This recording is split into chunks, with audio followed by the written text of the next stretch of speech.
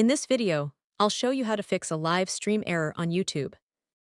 If you're having trouble watching or starting a live stream on YouTube, there are a few troubleshooting steps you can try to get things working again.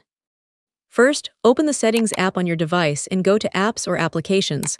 Find YouTube in the list and tap on it. Next, open Storage and Cache and tap Clear Cache. This removes temporary files that may be causing the live stream error. If the problem continues, tap Clear Storage or Clear Data and confirm the action.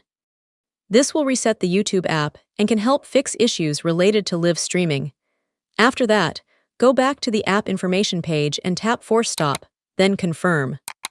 Now restart your device and wait for it to power back on completely. Once it's restarted, open YouTube and try accessing the live stream again. If you're still experiencing the error, make sure your internet connection is stable and check whether YouTube is experiencing any service outages.